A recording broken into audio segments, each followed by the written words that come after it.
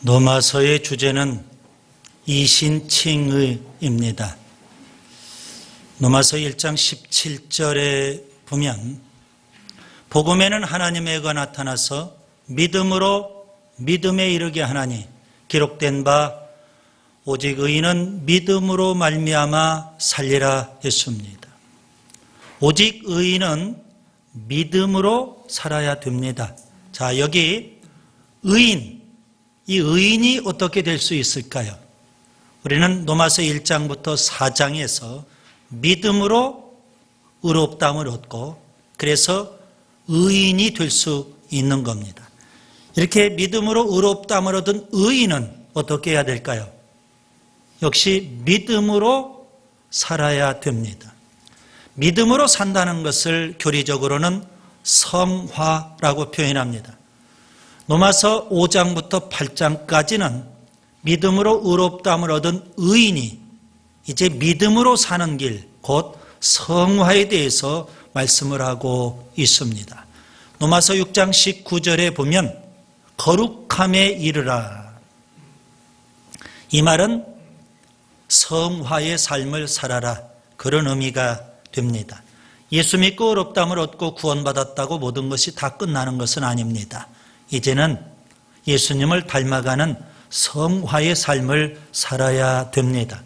바울은 노마서 1장부터 4장까지 믿음으로 의롭다함을 얻은 진리에 대해서 말했어요. 그리고 5장 1절과 2절에 보면 그러므로 믿음으로 의롭다함을 얻은 사람에게는 어떠한 것이 주어졌는지 칭의의 결과에 대해서 말씀을 하고 있죠. 그래서 여러분, 이 칭의의 결과 세 가지는 개괄적인 겁니다. 노마서 5장부터 8장까지 우리가 계속 살펴보는 데 있어서 일종의 길잡이가 되는 겁니다. 믿음으로 의롭다함을 얻은 사람에게 주어진 세 가지는 뭘까요? 첫째가 화평입니다. 두 번째가 은혜입니다. 세 번째가 영광이죠. 화평, 이거 과거에 맨 처음 예수 믿을 때 하나님과 화평의 관계가 됐습니다. 예수 믿기 전에는 죄 때문에 하나님의 진노를 받고 하나님과 원수였는데 이제 예수 믿는 믿음으로 의롭다함을 얻었어요. 하나님과 화평의 관계가 된 겁니다. 그 다음에 두 번째가 은혜죠. 은혜는 지금 현재입니다. 지금 현재 우리가 은혜의 자리에 서 있는 겁니다.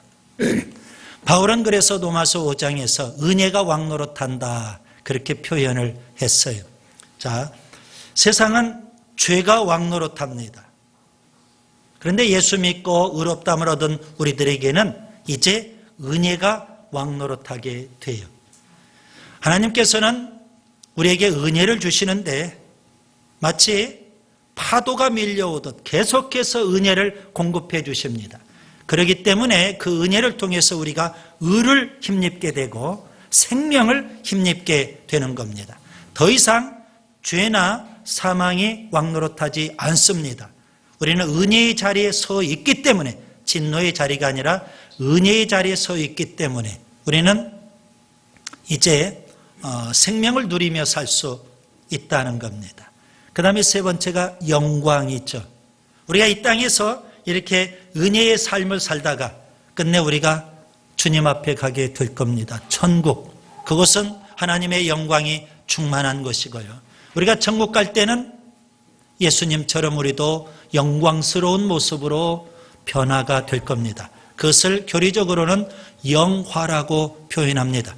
그래서 그 영광을 우리가 소망하면서 우리가 살게 되는 겁니다. 자, 이 땅에서 우리가 성화의 삶을 살아야 되는데요. 성화의 삶을 사는 데 있어서 가장 큰 걸림돌이 있다면 죄입니다. 그래서 바울은 노마서 5장에서 죄 문제를 다루고 있습니다. 죄가 왕노릇한다. 그러나 우리는 은혜가 왕노릇하고 있다. 6장에서는 죄는 여전히 살아있다. 그러나 우리는 죄에 대해서 죽었다, 이렇게 표현합니다. 저는 지난 시간에 그걸 좀 자극적인 표현을 썼어요. 죄가 왕노릇하고 죄가 유혹해 올 때 우리 스스로 그렇게 인정하고 여기라는 겁니다. 뭘로요? 나는 송장이다. 나는 시체다. 죄는 살아있고 왕노릇하지만 나는 그 죄에 대해서 죽었다.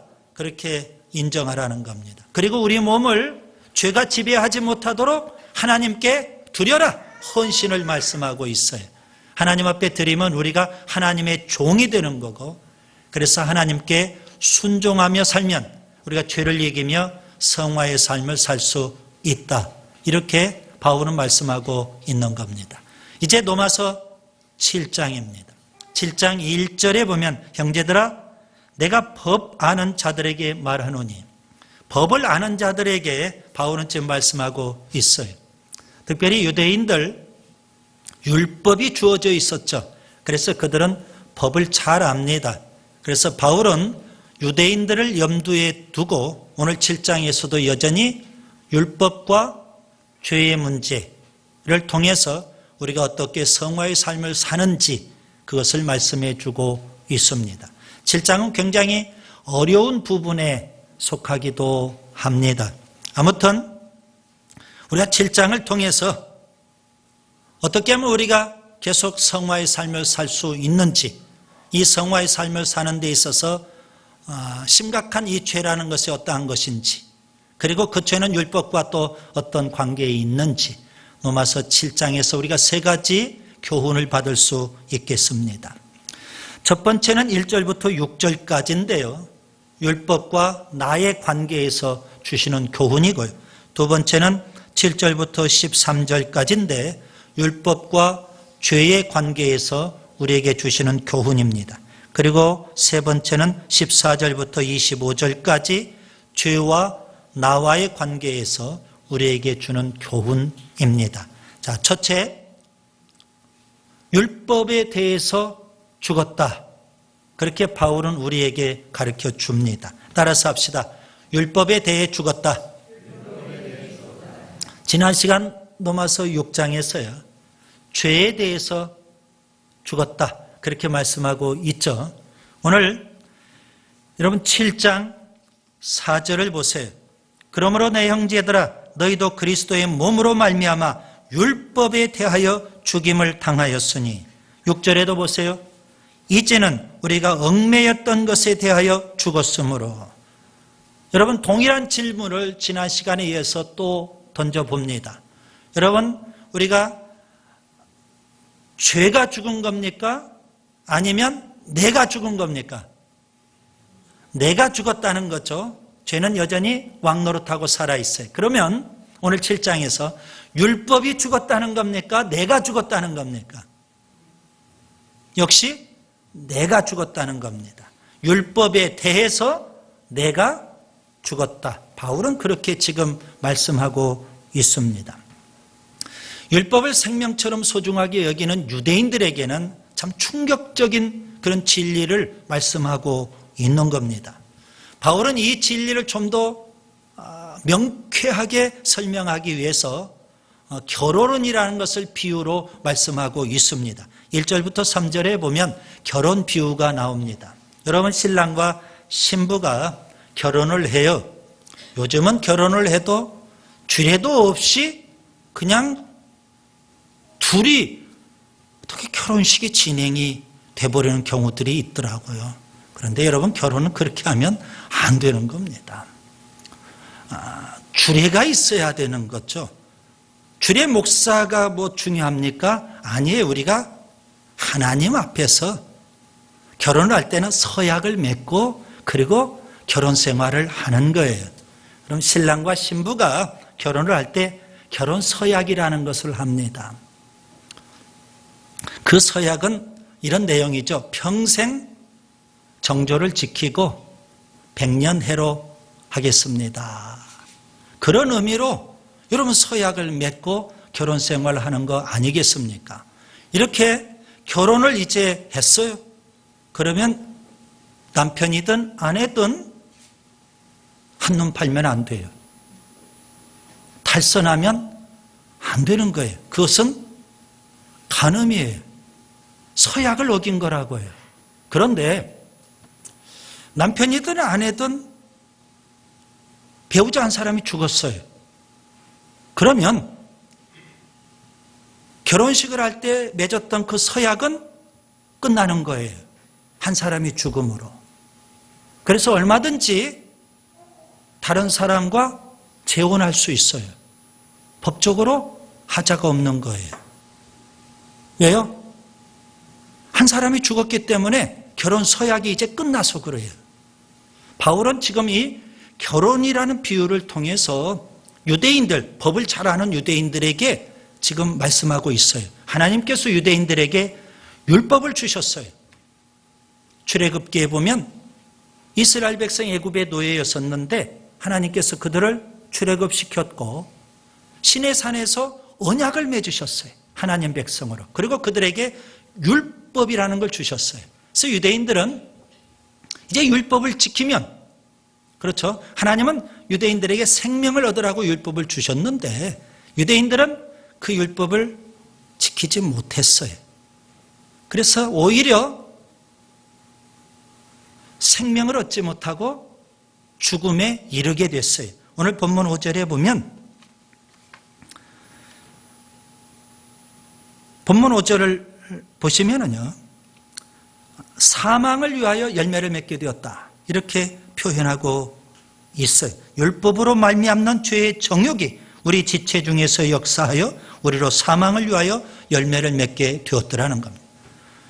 하나님은 율법을 생명을 얻으라고 주셨는데 그 율법을 지키지 못하니까 다 죽게 됐어요. 그런데 하나님께서는 예수님을 이 땅에 보내셨죠. 그 예수님께서 다 죽게 된 우리들을 위해서 대신 십자가에 죽으셨어요. 한 사람이 죽었죠. 그래서 이제는 율법에서 우리가 자유롭게 되었다는 겁니다. 결혼 서약에서 배우자 한 사람이 죽으면 그 결혼 서약이 이제 끝나는 것과 같이 하나님이 주신 율법, 그래서 율법에 매여 사는데 유대인들이 죽게 되는 거예요. 대신 예수님이 죽으심으로 이제 유대인들은 율법에서 자유하게 됐어요. 오늘 본문 6절에 이제는 우리가 얽매였던 것에 대하여 죽었으므로 율법에서 벗어났다. 여러분, 율법에서 벗어났다, 율법에 대해서 죽었다, 이 말이 유대인들에게는 굉장히 중요한 진리예요. 여러분, 율법에 대해서 죽어야만 그 다음에 어떻게 할 수 있어요? 여러분, 결혼 서약이 끝나야만 다시 재혼할 수 있는 것과 똑같이 이제 유대인들이 누구에게로 갈 수 있을까요? 예수님에게로 갈 수 있어요. 그래서 여러분 본문 4절에 보면 중요한 단어가 있어요. 그러므로 내 형제들아, 너희도 그리스도의 몸으로 말미암아 율법에 대하여 죽임을 당하였으니 이는 다른 이 곧 죽은 자 가운데서 살아나신 이에게 가서 그랬어요. 여기 간다는 이 말은 지금 앞부분 1절부터 3절에서 결혼에 대한 비유를 말씀하고 있으니까 이제 그동안은 율법과 결혼한 상태였는데 내가 죽었으니까, 그렇죠, 이제는 누구에게로 갈 수 있어요? 예수님에게로 갈 수 있는 길이 열리게 되었더라는 겁니다. 예수님이 이 땅에 오셔서 율법을 다 이루셨고 우리의 죄를 지고 십자가에 대신 죽어주셨어요. 그래서 우리는 이제 예수님에게로 갈 수가 있어요. 그래서 바울은 율법에 대해서 우리가 죽었다, 이렇게 유대인들에게, 법을 아는 유대인들에게 지금 설명하고 있는 거예요. 그래서 빨리 이제 뭐 하면 돼요? 예수님에게로 가기만 하면 여러분 놀라운 구원의 역사가 일어나게 되는 겁니다. 그동안은 율법에 매여서 살아왔어요. 여러분 6절에 보면 율법 조문에 묵은 것이라고 했어요. 방금 설명드린 대로 시내산 언약, 그렇죠, 옛 언약이었어요. 그런데 그것으로는 죽음이니까 하나님은 예수님, 새로운 언약, 십자가의 언약을 통해서 이제 구원받을 수 있는 길을 열어주신 겁니다. 그래서 여러분 4절에 간다, 이 표현을 여러분이 놓치면 안 되는 겁니다.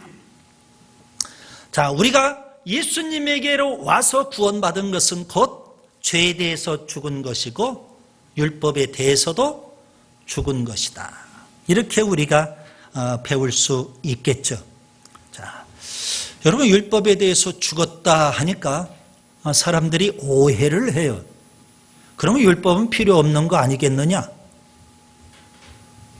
율법 무용론을 주장하기도 하고 율법 폐기론을 주장하는 경우도 있어요.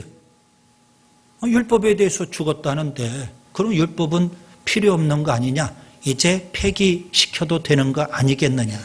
아닙니다. 바울은 두 번째 우리에게 또 주는 교훈이 있습니다. 율법은 죄를 깨닫게 합니다. 7절부터 13절을 보시면 하나님께서 왜 율법을 주셨을까요? 여러분, 율법을 주신 목적 혹은 그 기능을 우리가 잘 알아야 됩니다. 율법은 더 이상 필요 없는 것이 아니라 율법은 여전히 우리에게 필요한 겁니다. 왜 그럴까요? 세 가지죠. 여러분, 율법의 기능은 여러분 7절부터 13절을 보세요. 율법의 첫 번째 기능은 뭘까요? 7절에 보면 율법은 죄를 깨닫게 합니다. 율법이 주어지지 아니하면 우리가 죄를 깨달을 수가 없어요. 예를 들면 오늘 바울이 예를 들고 있죠. 탐내지 말라. 그럼 율법 계명이 주어졌어요. 자, 탐내지 말라는 그 계명 때문에 우리는 탐심이라는 것은 죄가 되는구나 이렇게 알 수가 있는 거예요. 그런데 그런 계명이 주어지기 전에는 탐심이 죄인지도 우리가 몰랐다는 겁니다. 그래서 계명이 주어짐을 통해서 우리가 죄를 깨달아 알 수 있게 돼요. 거기에서 끝나는 게 아니죠. 두 번째는 8절부터 11절에 보세요. 율법은 죄를 자극합니다. 마치 이런 경우와 같습니다. 여러분, 깨끗한 방이 있어요. 왜 깨끗하냐 하면 먼지가 다 가라앉아 있기 때문에 깨끗하게 보인 거예요. 그런데 우리가 청소를 해야 돼요. 청소를 하려면 어떻게 될까요? 쓸어야죠. 쓸면 먼지가 일어날 수밖에 없어요. 마치 그런 이치와 같은데요. 율법 가운데 탐내지 말라는 이 계명 때문에 탐심이 죄구나 하는 것을 알고 끝나는 것이 아니라 그 계명을 우리가 듣는 순간 우리 마음속에 탐심이 생기기 시작해요. 예를 들면 우리가 길을 가는데 잔디밭이 있어요. 그런데 잔디밭에 푯말이 하나 있더라고요. 잔디밭에 들어가지 마세요. 그 푯말을 보는 순간 뭐 하고 싶어요? 들어가고 싶어요. 텔레비전 요즘 음식 프로그램이 참 많아졌어요. 별로 음식에 대한 탐식이 없는데 그 프로그램을 보는 순간 먹고 싶은 생각이 자꾸 생기는 거라고요. 일종의 그런 경우와 똑같습니다. 탐내지 말라. 그런 계명 때문에 내 속에 도사리고 있었던 그런 탐심이 일어나게 되는 겁니다. 그래서 세 번째 어떻게 될까요? 13절을 보세요. 율법은 죄를 심히 죄되게 한다 그랬습니다. 이 말은 탐심이라는 계명 때문에 탐심이 죄라는 것을 알고요. 그 계명 때문에 우리 속에 있는 탐심이 일어나게 되고요. 그리고 우리가 탐심에 빠지면, 그래서 우리가 탐심에 사로잡히면 끝내 율법은 우리를 죄라고 그렇게 규정하는 겁니다. 탐심이라는 걸 저질렀으니까 그것은 죄다. 그렇게 율법이 정죄해요. 그래서 율법은 죄를 심히 죄되게 한다. 죄를 확정한다. 정죄한다. 그렇게 말씀하고 있어요. 여러분, 율법이 굉장히 중요해요. 우리가 구원받으려면 여러분, 내가 죄인이라는 것을 알아야 돼요. 예수님 당시에 바리새인들, 그들이 구원받지 못한 것은 무엇 때문이었을까요? 그들은 자칭이 의인이었어요. 우리는 의롭다는 거예요. 죄가 없다는 거예요. 그렇기 때문에 그들은 예수님이 필요 없는 거예요. 예수님을 십자가에 못 박아버렸어요. 내가 죄인이라는 것을 깨달아 알아야만 여러분, 예수님을 통해서 우리가 구원받는 거 아니겠습니까? 그래서 하나님께서는 우리에게 율법을 주셨어요. 그 율법을 통해서 우리가 죄를 깨닫는 것 은혜인 줄 믿습니다. 여러분, 사람이 왜 죄를 지을까요? 율법 때문에 우리가 죄를 짓는 걸까요? 방금 제가 설명해 드린 대로 한다면 우리가 오해할 법해요. 그러면 율법 때문에 내가 탐심을 저지르고 그래서 내가 죄인 되는 거 아니겠느냐? 율법 탓을 할 법도 해요. 그렇지 않다는 겁니다. 오늘 11절에 보면 여러분 이런 아주 귀한 표현이 있어요. 죄가 기회를 타서 계명으로 말미암아 나를 속이고, 누가 나를 속여요? 율법이 나를 속입니까? 아니면 죄가 나를 속이는 겁니까? 죄가 나를 속인다는 거예요. 여러분, 마치 이런 경우죠. 에덴 동산에 아담과 하와가 있었어요. 모든 나무의 실과는 다 먹어라. 대신 동산 중앙에 있는 선악과는 따먹지 마라. 하나님 그렇게 말씀하셨어요. 따먹는 날에는 반드시 죽으리라. 어느 날 뱀이 아담과 하와에게 접근해 왔어요. 선악과 따먹으라는 겁니다. 그러면 너희가 하나님과 같이 될 거다. 그리고 반드시 죽지 않을 거다. 이렇게 유혹을 했어요.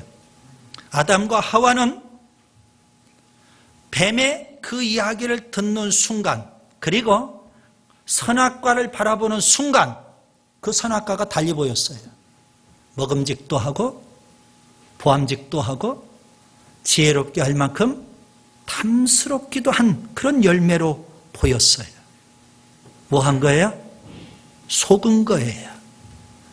뱀에게 속은 거고 마귀에게 속은 것이고 죄에 속은 것이고 심지어 자기 자신을 자기가 속인 거예요. 그래서 죄를 짓고 말았어요. 가끔 텔레비전에 유명한 스타가 담배 피는 모습이 나와요. 청소년들이 그걸 보고 너무 멋있어요. 그렇죠? 그렇기 때문에 그 유혹에 넘어지는 거예요. 속은 거예요. 드라마에 보면 요즘은 불륜이 왜 그렇게 많은지, 모든 내용들이 다 불륜이야 인기를 끄나 봐요. 아름답게 묘사를 해요. 그래서 탈선을 해요. 속은 거예요. 여러분, 죄에 속지 않기를 바랍니다. 히브리서에 보면 모세라는 사람이 나와요. 믿음의 사람. 그 모세는요, 하나님 백성과 함께 고난을 받을지언정 내가 죄의 낙, 여러분 죄에는 뭐가 있어요? 낙이 있어요. 낙쾌락이 있다고요. 잠시 죄악의 낙을 즐기려고 하지 않았어요. 단호하게 그는 거절해버렸어요. 속으면 안 돼요. 죄악이나 세상은 우리에게 쾌락을 주고 기쁨을 주는 것 같아요. 재미를 주는 듯해요. 그래서 사람들이 속아요. 여러분, 속지 않기를 바랍니다. 거절할 수 있어야 돼요. 아무튼 율법이 우리를 죄짓게 만드는 건 아니에요. 죄가 우리를 속여서 죄짓게 만들어요. 그러면 율법은요, 우리를 정죄하는 거고, 율법의 기능은 죄를 깨닫게 해줘요. 우리를 죄인이라고 그렇게 가르쳐주는 거예요. 그래야만 우리가 누구에게로 가요? 예수님에게로 가는 거예요. 가야만 우리가 구원받을 수 있는 겁니다. 그 다음에 세 번째, 바울은요, 율법을 통해서 죄를 깨닫고 내가 죄인이라는 것을 깊이 깨달아요. 그러면서 그는 14절부터 17절까지 그리고 18절부터 20절까지 두 번에 걸쳐서 1인칭 나라고 표현하면서 현재 시제로 자기의 죄성, 내 속에 있는 죄, 이거에 대해서 고백을 해요. 그래서 우리가 세 번째 배워야 될 소중한 교훈은요, 내 속에 있는 죄성이 문제라는 겁니다. 죄 중에 죄는 우리 속에 있는 죄다는 사실입니다. 바울이 두 번에 걸쳐서 그가 자기의 죄성을 고백을 해요. 여러분, 오늘 본문 17절을 보세요. 내 속에 거하는 죄니라. 20절에도 보세요. 내 속에 거하는 죄니라. 이것을 웨슬레는 신자 속에 거하는 죄라고 표현했어요. 여러분, 불신자 속에 있는 죄도 있고 신자 속에 있는 죄도 있어요. 불신자 속에 있는 죄 때문에 불신자는 회개하고 예수님을 믿음으로 구원받아요. 구원받은 의롭다함을 얻은 하나님의 자녀 속에, 신자 속에도 뭐가 있어요? 죄가 있더라는 겁니다. 그 죄가 있는 것을 깨닫고, 이걸 죄성이라고도 표현해요. 여러분, 우리가 짓는 죄는 일종의 죄의 열매, 그리고 우리 속에 도사리고 있는 것은 죄의 뿌리. 우리가 저지른 죄는 우리가 자범죄라고 해요. 그리고 우리 속에 있는 것은 원죄라고도 표현할 수 있어요. 아무튼 우리 속에 있는 이 죄가 심각한 문제예요. 왜 그럴까요? 예수 믿을 때 하나님께서는 우리에게 22절에 보면 하나님의 법을 심어주셨어요. 그래서 하나님 법대로 살으라는 거죠. 반면에 우리 속에는요, 예수 믿기 이전부터, 태어날 때부터 우리 속에 내재되어 있는 죄의 법이 있어요. 23절에. 그래서 예수 믿고 나서 우리가 여전히 뭐예요? 내 속에 죄의 법과 하나님의 법이 공존을 해요. 이것 때문에 갈등을 빚는 거예요. 여러분, 우리가 신앙생활을 하면서 아마 이 죄 문제 때문에 갈등하는 분들이 많을 거예요. 저도 몇 년 동안 이것 때문에 깊은 갈등과 고민 속에 있기도 했어요. 아니, 예수 믿고 구원받았는데, 예수 믿고 의롭다함을 얻었는데 여전히 세상에 나가서 우리가 죄에 져요. 죄 짓고 살아요. 이것 때문에 하나님 앞에 끊임없이 고민이 되고 갈등이 되더라는 겁니다. 물론 처음에는 한두 번 하나님 앞에 나와서 십자가 앞에 나와서 회개도 해요. 그런데 여전히 또 세상에 나가면 죄 짓고 살아요. 이런 고민들이 왜 우리에게 없느냐고요. 바울도 그런 고민과 갈등이 있었어요.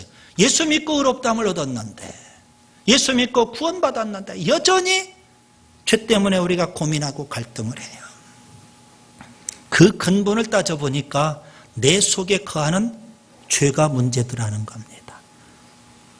이 죄성 때문에 죄가 왕노릇하는 세상에 나아가서 살 때 죄가 유혹해오면 내가 거기에 끌려서 죄 짓고 살고 마는 거예요. 그리고는 하나님 앞에 나와서 또 부끄러워해요. 근본적인 문제 해결이 되어야 되지 않을까요?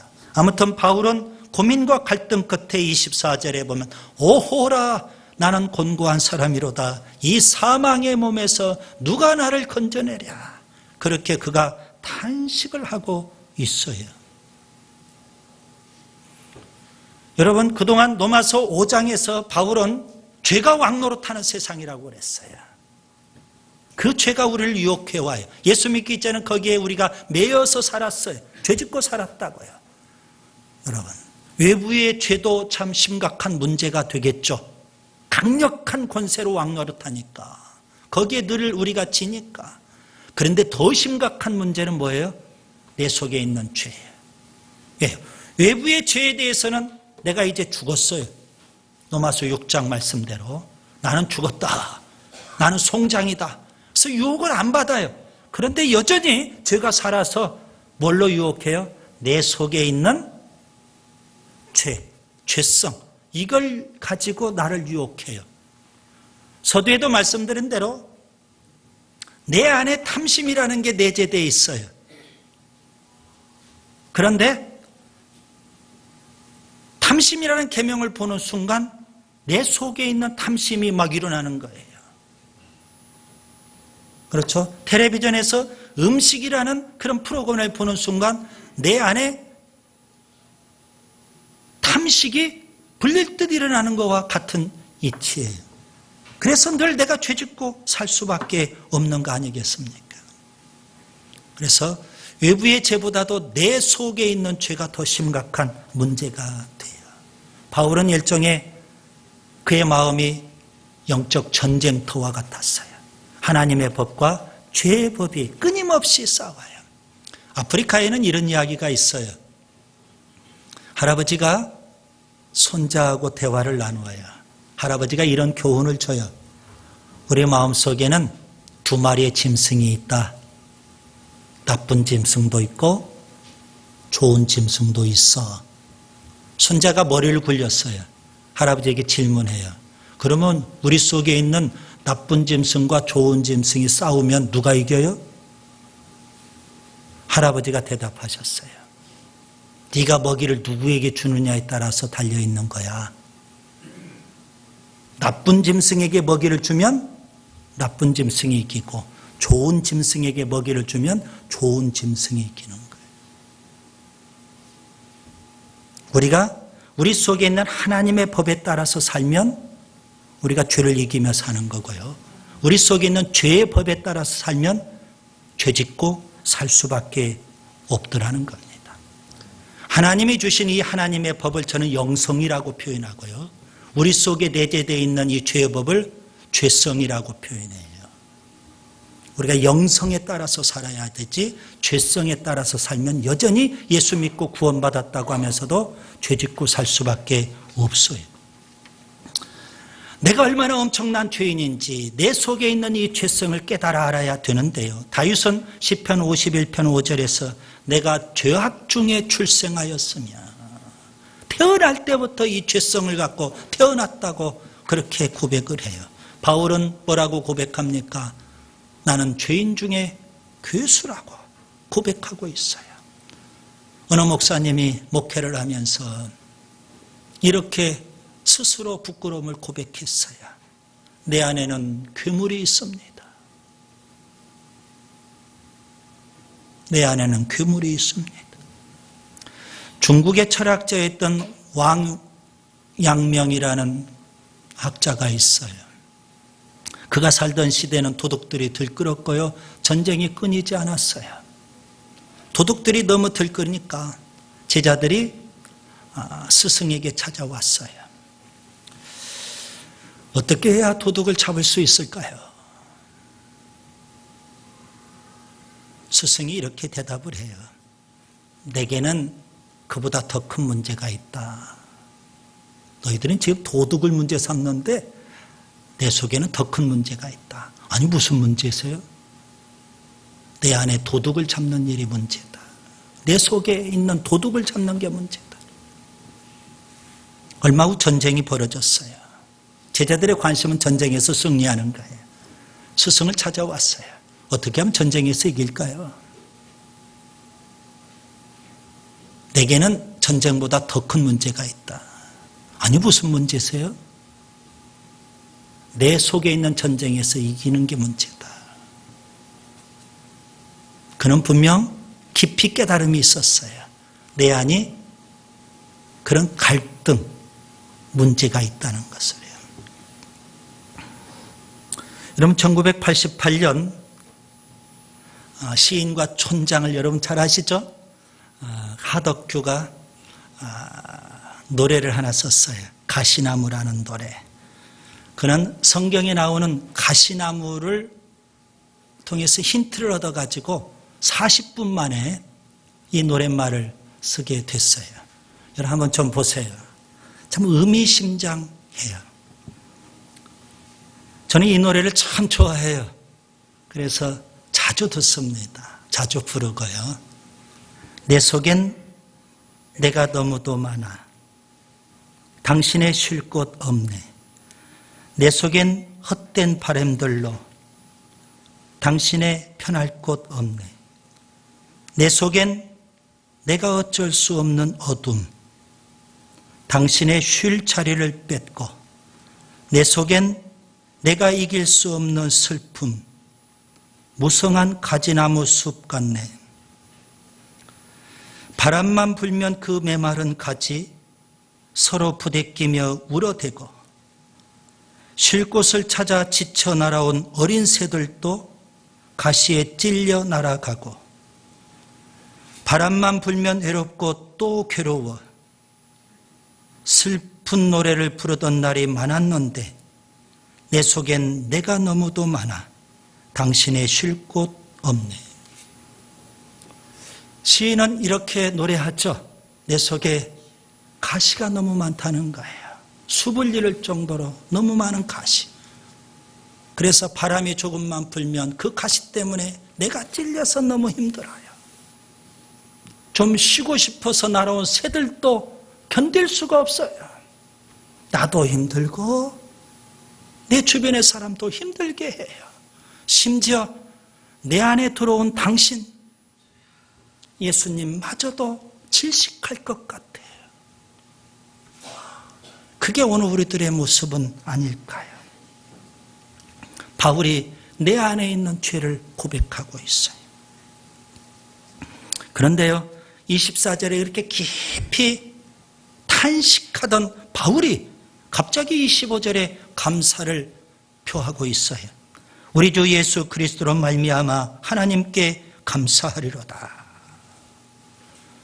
그런 우리들, 온갖 죄악투성이고 심지어 내 속에도 죄성이 가득한 그런 우리들, 하나님은 다 아시고 예수님을 통해서 우리를 구원해 주셨어요. 우리가 믿음으로 하나님의 은혜로 구원받은 것처럼 여러분, 여전히 우리가 믿음으로 성화의 삶을 살아야 되지 않을까요? 그 성화의 삶을 사는 데 있어서 결정적으로 문제가 되는 게 뭘까요? 죄였어. 외부의 죄에 대해서는 내가 죽었다, 내가 송장이다, 내가 시체다, 그러면서 하나님 앞에 헌신하면 되겠는데, 그래도 여전히 세상에 나가 죄 짓고 살아요. 알고 보니까 외부의 죄가 문제가 아니더라는 겁니다. 율법이 문제가 아니더라는 겁니다. 내 속에 있는 죄성 때문에 내가 여전히 죄 짓고 살아요. 이것이 바로 우리가 예수님을 닮아가는 성화의 삶을 살지 못하게 만드는 거예요. 그래서 여전히 우리가 뭐야 돼? 예수님을 붙잡고 예수님의 은혜를 힘입어야 돼요. 그래서 바울은 우리 주 예수 그리스도로 말미암아 하나님께 감사하리로다. 그러면서 이제 로마서 8장에서는 내 속에 있는 이 죄 문제까지도 어떻게 우리가 극복을 하고 성화의 삶으로 승리할 수 있는지를 말씀하고 있어요. 여러분, 죄의 깊이를 알아야, 바울처럼 내 속에 있는 죄성, 이 깊이를 알아야만, 여러분, 이 죄성, 그 깊이를 아는 자들이 한결같이 참회록을 썼어요. 기독교 역사에 보면 죄의 깊이를 알아야만 주님의 은혜의 그 높이를 알 수 있고 우리가 더 높은 성화의 삶을 살 수 있는 줄 믿습니다.